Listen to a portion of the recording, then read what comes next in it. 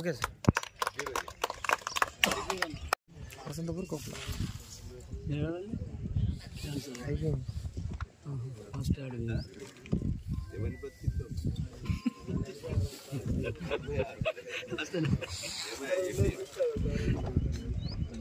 రోజు శాంపేట మండలంలో నేరడుబెల్లి, అదేవిధంగా ప్రగతి సింగారం, వసంతపూర్, ఉప్పుల గ్రామాల్లో వడ్ల కొనుగోలు కేంద్రాలు మనము ప్రారంభించడం జరిగింది.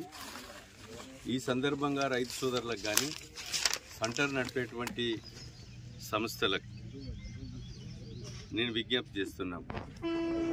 ఏదైతే వడ్ల కొనుగోలు కేంద్రాలు నడిపేటువంటి వారు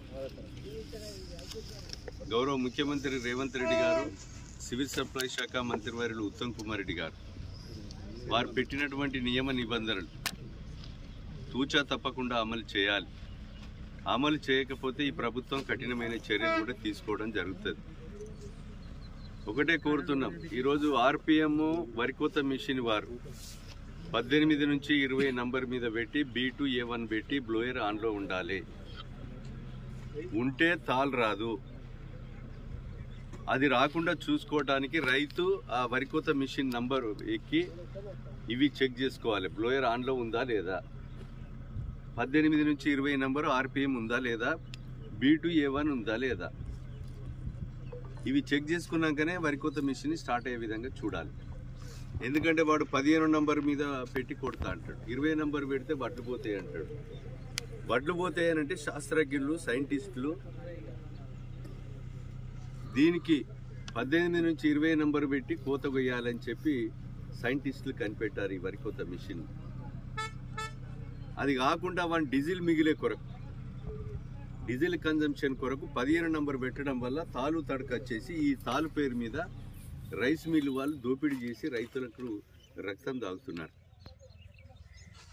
కనుక ఈరోజు దీనికి లోకల్ సబ్ ఇన్స్పెక్టరు, సిఐ, తహసీల్దార్, వ్యవసాయ అధికారులు వీళ్ళు ముగ్గురు కూడా వాళ్ళతో మీటింగ్ పెట్టమన్నాం.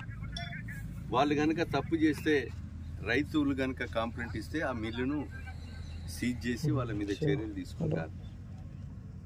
తేమ శాతం 17 ఉండాలి. ఎందుకంటే ఇప్పుడు చలికాలమే కనుక ఎండలు ఉన్నాయి, తేమ శాతం ఉంటుంది. తాలు ఇది పట్టవలసిన అవసరం ఏం లేదు. ప్రతి ఒక్కడు కూడా మనం కోత మిషన్తోనే కోసుకుంటున్నాం.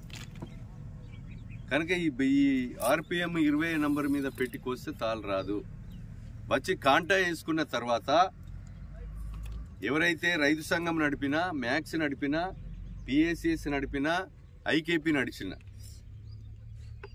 వాళ్ళు కాంటా అయిన వెంటనే రిసీట్ రైతుకి ఇచ్చేయాలి. ట్రక్ షీట్ బుక్కులకు వెళ్ళి రిసీట్ కాంటా ఎంత అయితే జోకి అంత రిసీట్ ఇచ్చేస్తే రైతు ఇంటికి వెళ్ళిపోవాలి. రైతు వడ్లు పోయేదాకా ఇడుండో, లేకపోతే మిల్లుకు పోయేదాకా మిల్లు దగ్గర చుట్టూ తిరగడమో రైతుకు సంబంధం లేదు. ఆ మిల్లోడేమన్నా కిలో 2 కిలోలు కట్ చేసుకున్నా ఈ సెంటర్ నడిపే వాళ్ళే బాధ్యత వహించాలి. లేకపోతే ఇక్కడ ఎవరన్నా దొంగలు బస్తాలు ఎత్తుకపోయినా కూడా సెంటర్ వాళ్ళే బాధ్యులు. రైతు మీద రుద్దితే మాత్రం కఠినమైన చర్యలు ఉంటాయి. ఇది డీసీఓ నుంచి ఇప్పుడు ఎవరో అధికారి వచ్చారు, డిఎం సివిల్ సప్లై ఉన్నాడు. అదేవిధంగా ఇది జిల్లా కలెక్టర్లు, పోలీస్ వాళ్ళతో మీరు విజిలెన్స్ టాస్క్ ఫోర్స్ అందరు కూడా తిరుగుతున్నారు. తహసీల్దార్ తిరుగుతాడు, ఎంఆర్ఓ, ఎంపీడీఓ తిరుగుతారు, పోలీస్ కూడా తిరుగుతుంది, వ్యవసాయ అధికారులు కూడా తిరుగుతారు. దీంట్లో ఏమాత్రం తేడా వచ్చినా కమలాపూర్ రైస్ మిల్లోనికి ఏ గతి పట్టిందో ఆ గతి పడుతుంది. తప్పు చేసిన ఎవరిని వదిలేది లేదు. కనుక దీన్ని అన్ని కూడా నియమ నిబంధనలు పాటించాలని నేను కోరుతున్నా. ఇలా సంఘం ఇక్కడనే 2 తీసుకున్నారు, ఒక రైతు సంఘం, ఒకటి